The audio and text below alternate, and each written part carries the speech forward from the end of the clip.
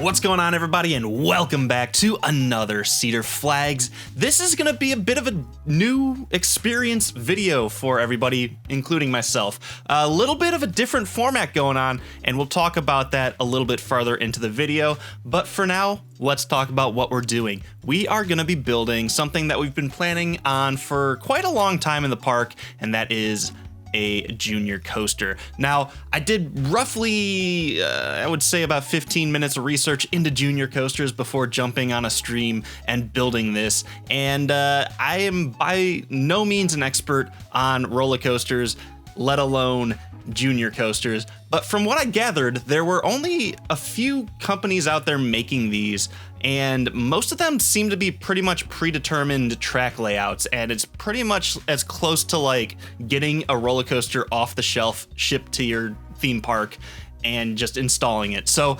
we're not really gonna go with that. So as I was doing the research, I'm like, do we just copy something that's out there? Nah, that's not the Cedar Flags way. We end up building our own little layout, but we use a lot of the same experience in this layout. So it's pretty much gonna stick to what is pretty typical of these junior coasters, and that is a full circuit track that actually goes through 2 times. So you loop through a couple times on these junior coasters, and if I remember correctly, as a junior roller coaster rider back in the day at Cedar Point, I always get those confused, Cedar Flags and Cedar Point. When I was back riding the Junior Gemini at Cedar Point, I think they sent us through like a few extra times because it was like not as busy or whatever. So they do have that leeway. But you see now the rough sketch, and this is gonna evolve as we go through this video. But let's talk a little bit about the changes for this video. And I think moving forward, we'll see how this one works out. So typically, what I've been doing is breaking the builds up into chunks, right? Obviously, if you followed my channel in any time frame, you know that I'm not the most reliable uploader. So I have other things going on. YouTube is not my main job. So it gets in the way a lot of times. Life gets in the way. So what I'm thinking here on out, and I'll look at you guys in the comments and read your thoughts on this. So feel free to weigh in on that. But I think we're gonna try to stick to more complete episodes. And what I mean by that is this entire build is going to be in this one episode. That is why it's a fairly long episode compared to what I've normally uploaded. So before, I would typically do one episode, and I was actually planning on doing this for this build here, but I would have done a track layout episode, and then the next episode I would have actually gone through and built the station building, and then maybe in the next episode I would have gone through and done the landscaping work. But we're combining all of that into one action-packed mega episode, and that's actually going to help me do some of the voiceover work and stuff, just to break it up into little bits of chunks so I can kind of work on it throughout the week, and instead of trying to sit down and do like a big episode all at once. So I'm gonna see how this goes with my workflow. I'm gonna see how the reception on this is, and it should be interesting. Now, I'm not entirely sure what we're gonna do when we build new coasters and want to do like the cinematic POV stuff. I may still break that out into its own video, so we'll have to kind of figure that out as we go.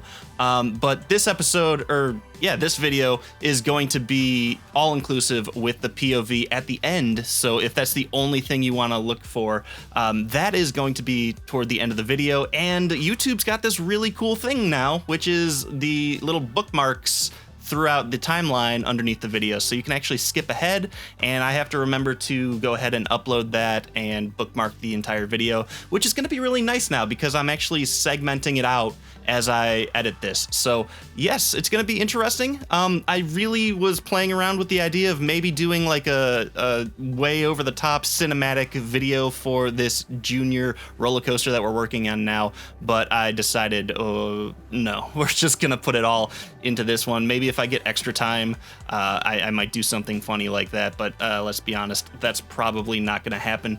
But no, I've been rambling on now. Let's figure out what we've been doing here. It's mostly been just trying to figure out this track layout, and it looks pretty bad right now. It's pretty rough. We had a really, really rough sketch of the layout, and we're just trying to kind of pull it all together now and trying to make it work. Smoothing and getting all that to work. Now, this is just a junior coaster. It doesn't need to be super intense, but the first time I laid it out, it was really slow. And even for the juniors out there, I'm pretty sure it would have been super lame by Cedar Flag standards. So, of course, we have to up the intensity just a little bit. And we end up going with this long looping first drop into pretty much just a standard hill. And then toward the end, we have this really weird and interesting turn that kind of goes up and down and waves around. I don't necessarily think that stays toward the end of this layout for the final version, but it was an interesting thing to play around with, and it ended up actually being a suggestion from the live stream chat to try to do something like this, because before it was kind of lame, just a very long looping turn into a very long looping turn. So we tried to play around with maybe making this a little bit more interesting.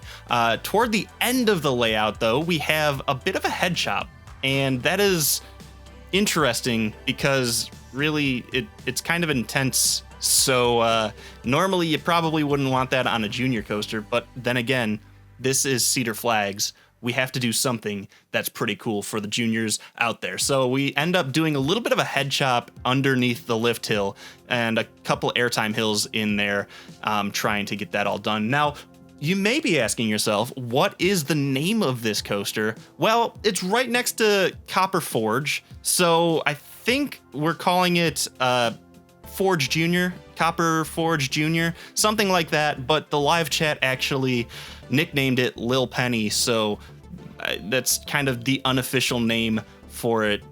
So, you know, there you go.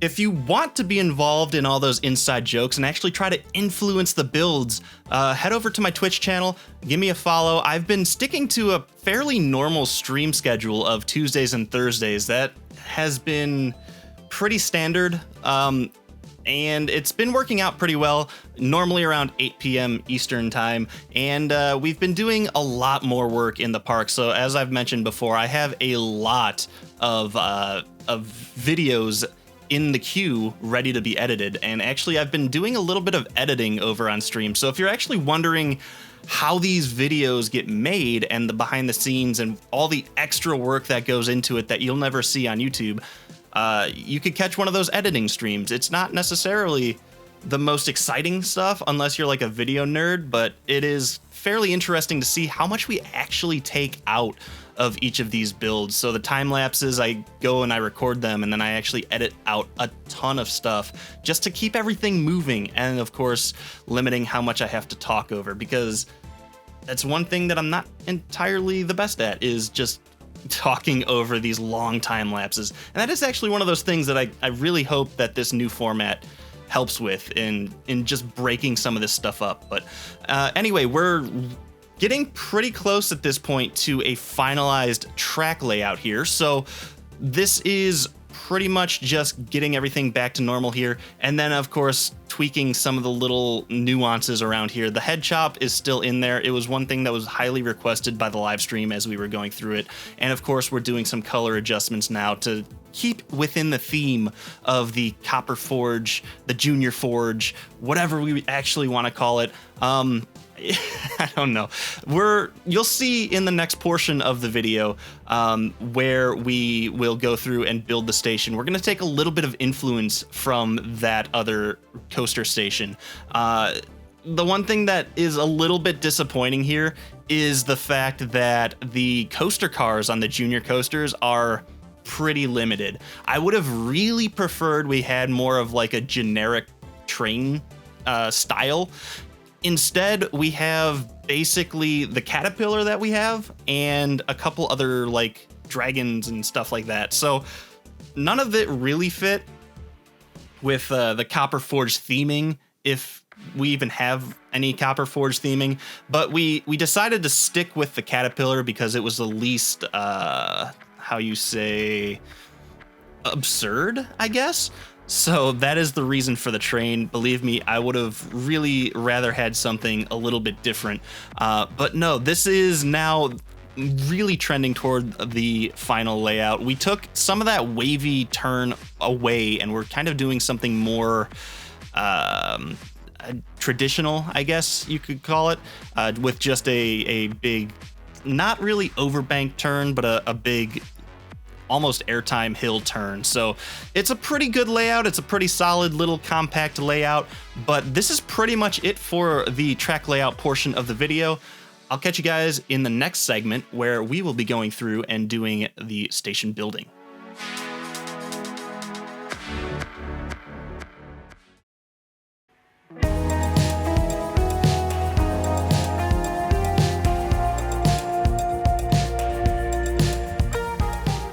All right, welcome back. This is weird. This is really weird. I have that little transition and I'm very used to saying welcome back to Cedar Flags, but no, you're still here. It's the same video.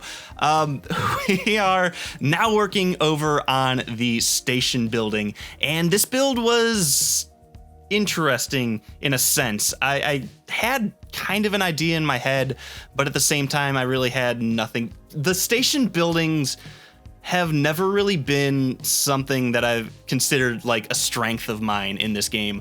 And I don't think that's necessarily like game specific. I think just building station buildings for roller coasters probably isn't my thing. Although I will say the next big coaster that we end up putting in the park is by far my favorite station that I've built in, I guess, my career as a Planet Coaster player, which doesn't say too much because I don't know if you guys expect me to be playing this like off stream and off, like not for videos, but I've never really done anything outside of Cedar Flags in this game, which is kind of absurd, but whatever. Yeah, that's gonna be one of my favorite buildings in the future, so stay tuned for that as always. But you see, we're over here now grabbing a few of the elements off of the Copper Forge building, and we're gonna try to work that into Copper Forge Jr., aka Lil Penny, aka whatever you want to call this coaster. I actually now am realizing we might need to make some sort of logo for this ride, and I have not done that yet, so we'll see what happens over there. No, this was interesting, and if you watch the live streams, you'll know that we went through a couple iterations of this station building, and that the first one was interesting, not the best. And I think at this point in the video, and like I said, I edit a lot of stuff out of these time lapses, but I think at this point in the video, we're actually on our second iteration of this building. So we're trying to keep some of the influence from the Copper Forge brand, if you will, and we're trying to, I guess, open this up a little bit. If I'm going to be really honest with you guys, the Copper Forge station building is not my favorite thing that we've ever done in the park, and I'm sure some of you probably feel the same way. It's just very much just like a building. It doesn't really feel like we built a station around a roller coaster. It feels a lot like we put a roller coaster inside of an abandoned building, which in and of itself is actually kind of a cool thing just to differentiate, because I feel like a lot of people don't do that, and that's may be for good reason, because why would you do that? But this building, we're trying to take some of those elements, and then we're gonna end up keeping this more of like an open air concept. So you're seeing a lot of the brick layouts come into play, but we're not necessarily gonna enclose this, I say, as we start to enclose this building. Spoiler alert, we're gonna end up doing away with some of these the walls across the station here. I just felt like we're trying to close everything in too much, and for some reason that felt really weird to me for a junior coaster. I really wanted it to be more inviting, more welcoming. I felt like as soon as you like enclose something, especially in just like a cold brick building, it's no longer inviting for the kids. Sorry, the junior riders of the park, and it just felt a little strange. So when we move a little bit forward here, actually probably fairly quickly, we're gonna do away with some of these side walls, open this whole thing up a little bit more, and really try to embrace just the platform being there, and then just really take slight influences away from some of the brickwork that we did over on the other building. I don't necessarily know how much more junior buildings that we're going to do around this area. I say that knowing full well that we're not actually going to do a lot of other buildings in this junior part of the park. This was always going to kind of be like a junior section of the park for the kids. It ends up just being this ride and then like another flat ride. So I actually think the next episode is going to be that flat ride. I can't really remember. This stream and all of this build took place a very long time ago. So I'm trying to remember back as like the progress of the park goes. I think the next video that we'll have for the series is going to be a flat ride. And then after that, I think we're going to get into one of the best projects of the park. Not to overhype it too much, but it is one of the best. And the live stream chat agrees fully about all of that. So the next coaster is going to be spectacular. Again, trying to not overhype it too much. But yeah, there we go. We finally go away from the enclosed station, but we keep some of the brick pillars involved, and we're trying to make more of just a very industrial look. And again, back to theming, back to me not being very good at theming and planning themes at all. The industrial look is not something you'd probably want to do as like a kids area of a theme park or an amusement park or whatever you want to call Cedar Flags. It's always a little bleak, industrial theming. It's very cold. Cold is a very good word to describe it. A lot of like brick and metal and all of these materials that's like physically cold to touch, but also cold in the sense that it's not very welcoming to look at. So this is probably ill-advised, but then again, we're Cedar Flags and we don't have to answer to no one, you know? I mean, whatever. Yeah, not the best thing. This is probably one of the shortcomings of this series is the weird theming here and there. It's very erratic, if you will. I try to pull things together a little bit, but just in a sense, it's just like, hey, this very specific area is industrial themed, and if you walk 2 seconds that way, this very specific area is now, you know, a gentle car ride theme. It's kind of all over the place, but we end up going with this. We end up not caring too much until we sit down and try to record a voiceover and end up thinking back on our decisions and second guessing ourselves. But you know, what can we do? The funny thing that I'm talking about this, the funny thing, as we raise these pillars up, I remember what's coming next. And, you know, what else would you want to do for a kids area except put fire in there? I mean, we're going to end up putting some smokestacks out the top of this. And I don't necessarily think we put like fire animations out of it, but it's one of those things where it's like, why would they put a kids ride in the industrial area of the park? Like, hey kids, pollution's your friend, right? No. This is the more I'm watching this back now, thinking like, what were we thinking? The better this is for me. And this is actually kind of funny because you're almost seeing me now as a viewer watch these back. So I don't necessarily remember all of the rationale we had behind all of these builds, but now watching it from like a new perspective, I'm just like, what were we doing? It's okay though. We changed the color of the smoke a little bit to make it a tiny bit more inviting for the junior riders. Anyway, that's gonna pretty much sum up the coaster building segment of the video.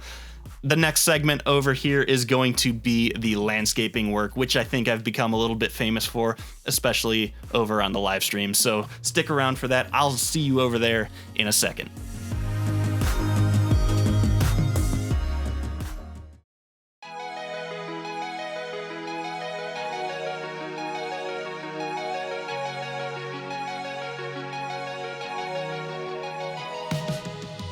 All right, the final segment of the time lapse for this video is going to be the wonderful landscape design around the ride and the area. So before I talk too much about that, I do want to mention this particular video with this new format. We're not going to hop over into like a live portion like I normally do. There's really not too much else to talk about. And toward the end of this segment, I'll go ahead and talk about what's coming. Although I have really talked about that already. So the ending of this video is going to be some cinematic shots, and then of course the on-ride POV for Copperforge Jr. So I'm not entirely sure if that's going to be the case moving forward for this new format. We may still do the live portion. That will typically always be at the end of the videos, but we'll try to do something, and we'll figure that out. But anyway, we're going through and doing, oh yes, so much landscaping to do. And this is something, like I said, I've become a little bit famous for over in the live streams. Everybody loves the landscape work. We actually have some rock and tree emotes over there just because we've officially made a mascot for rocks, and his name is Rocky. We have a lot of fun over in the live streams. I really hope you guys can go over and check it out. Speaking of live streams, I eventually plan on doing a live stream here on YouTube toward the end of the series, because up to this point we've neglected lighting, like all of it. We really don't do a lot of lighting stuff, and I think I've talked about this before, and this has been promised for a long time, but after we pretty much wrap up the series, we're gonna go through and light up the park. So we're gonna have just basically turn it into night mode and then just put lights everywhere. And that's gonna be really interesting. I'm planning on doing that as a live stream here on YouTube as kind of just like a send off for the series. So that should be interesting. At this rate, who knows when that's gonna be? It might be, I don't want to say a year from now, but you know what? It might be. You never know. This series has been going on for, I think, over 3 years. I think it might be closer to 4 at this point. I could be wrong about that. It could be way over 4. I don't necessarily remember. Anyway, landscape work, as you will see throughout this segment of the video, is a lot of copying and pasting. This is something that I've brought myself to do a lot more of, just because I, at some point, had the realization that, hey, we've done all this work already. This saves a bunch of time. Let's just use what we already have. And the bonus points on that is that it ties the whole area together. Now, of course, you don't want to just copy and paste the whole thing over, because that just looks cookie cutter. You don't want that. So the trick is to copy and paste segments of things that you've already done and tweak them a little bit and move some stuff, rotate some rocks, put a new tree in there, change what shrubs are down there, and you got it. It's pretty much gonna just tie everything together. So that is gonna be a lot of this portion of the video and this whole area. We may have gone a little too far with it. We may have gone a little overboard. This is a really weird and interesting area of the park just because of the terrain changes. And you can see that in the main paths around this new coaster here. We had some room underneath to try to hide some stuff and really account for some of those terrain changes. It's not as flat as it could be. And of course, what terrain would be complete in Cedar Flags without some sort of water feature? So we will actually end up putting some water underneath this coaster. It's another one of those things that I don't think I necessarily wanted to do. And then the live stream chat was like, hey, why don't you put a fountain underneath the coaster? And I was like, that makes so much more sense, and it would have looked awesome, and it does look awesome. So that's why we ended up doing it, and that's why I enjoy streaming this game for you guys. You guys push me to do little things that really make the park better, but I may have just skipped if it weren't for like a live audience being like, hey, we're gonna hold you to this higher standards that we expect. And yes, that's why we do some of the things we do around the area. But we're really building out a barrier here with some of these rocks and trying to detail that out. Typically, you'd want some sort of barrier, fencing, something around coasters, especially low running coasters like this one is. You really don't want people walking up to them and like touching them. That would just be bad. So we're trying to build some sort of barrier here, and we typically have been doing that a lot with just terrain. Not necessarily terrain, but like the rocks and just natural barriers. And that's something that it works. I don't know how like compliant it is with like standards for theme parks. I feel like there's probably some sort of code laid out somewhere to like specify you need a fence around stuff. That might be like on a state to state or country to country basis, but I'm not really sure about that. But for us, we've decided that we don't necessarily need fences because we try to basically keep everybody out with just natural barriers, which we have decided in our virtual world is fine. It's good enough. So there you go. We're just still really trying to pull some of these areas over. And this is one of those things where you just build with what you already have. And every time we go back, we grab just another random section of rocks. And that really makes this area a little bit more unique. Or every time we pull another section over, it's a little bit more unique than the last one, just because it's kind of like a randomness to it. So we're really relying heavily on this, and as you can see, we've been going back to this well over and over and over again. And this is one of those things that it kind of saves time because we know what we already placed over here is going to work together. And like I said, it really ties the area together. And we're just trying to really think about those sight lines from the paths, trying to make this as, you know, theme parks and amusement parks have a way of just hiding some stuff that you don't need to see. And this is one of those things that we try to do as we build through this area. Of course, the mulch texture comes out again. This is one of those weird areas over here where it's a terrain change. And it's one of those things where putting like a fence there could work, but really just trapping it with a bunch of rocks is going to be a more natural barrier. And I think I've talked about it before. I'm not necessarily a huge fan of the fencing in this game in terms of like what it does on hills. In real life, you still have like vertical braces, and then the horizontal ones are the ones that angle. In this game, you don't necessarily have that unless you make custom railings. And every time I say custom railings on live stream, everybody wants them. And it's something that I really just don't want to have to build every time. So that's another excuse for me to put down more and more rocks and trees and nature. And I just think it looks so much better. And this is one of those things that, like, I guess the area surrounding this park, if we're thinking about this, would be natural. You know, it'd be one of those places that's kind of out in the middle of nowhere. And if you actually scroll around and look at this map, there's like mountains around everywhere. So there is like that nature feel around all of this.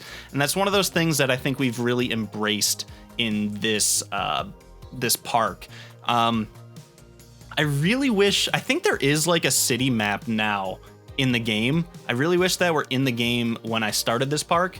And I really think for Planet Coaster 2, if and when they eventually come out with that, I think better starting maps are like a crucial thing. I actually have been noting a lot of things I want for Planet Coaster 2, and I'm thinking about putting together a video of my wants for that. So if you want to see that, go ahead and let me know in the comments, or just go ahead and hit that thumbs up video or thumbs up button underneath this video. And I may make that if I have some spare time and figure that all out. But that's one of those things, like, I think more realistic, like, starting settings would be really cool with like roads going around the outside and like pre-built parking lots. Like, please give us that, just because like this park started in the middle of nowhere with just mountains everywhere and no logical way for people to get here. It was always something that I really didn't like too much, and that's really something that we've had to kind of just work with and try to hide that with like tunnels and roads coming out of tunnels, and really hide the fact that it just doesn't make any sense. But no, I've been rambling on. You've been watching me go ahead and put in the water for the water feature under here. And this is one of those things that it wasn't necessarily something I wanted to do, but the chat demanded it, And it's one of those things that we're actually better for because it makes this area look so much better. And this little platform that we're putting out here just adds so much depth to this little area right here. And it's one of those things that, again, it works. It's not really functional, but from like an aesthetic point of view, just from like looking back over the park, no one's ever going to get on this deck that we're setting out here. But this is one of those things that makes this so much more real, and it makes the pathing look so much better over here. You're not seeing just a straight line of a path go up here. There's a little bit of a deviation now. There's a deck that people could, in your minds and mine, you think, yeah, you'd go stand on that, watch the junior coaster come down that first hill. It's an awesome view. Parents could go get photos of their sons and daughters on this first roller coaster they've ever been on, right from this really awesome vantage point. But in reality, in the game, doesn't happen. But, you know, part of this is pretend. Actually, all of this is pretend. But, you know, we have to take everything into our own imagination sometimes in this game. But no, this turns out really, really well, and it really ties this whole path and this whole water feature over here together. And this is one of those things, I think part of the reason for the water, if I'm remembering correctly, was because the coaster, that first dip is so low to the ground that we would have needed something for sure to prevent people from going and touching it. The fence that we put in here is a really good physical barrier, and it's a really good artificial barrier, and it was exceptionally needed, I guess I don't know where I came up with that word for that, but it was exceptionally needed over in this area. So we tied it together with that deck, and the water just acted as like another barrier for people to not be able to get over there. And it just works. It works so well. We're building up some of these areas now with some of this terrain, and we're building, actually the island that we have in the water was built up without terrain. It's purely built up with rocks, which was something that I've never really done too much of before, but it worked out really well over here. And that's one of those things that if I didn't mention it, you probably would not have thought about it. But that is one of those things that was definitely a little bit different throughout this build.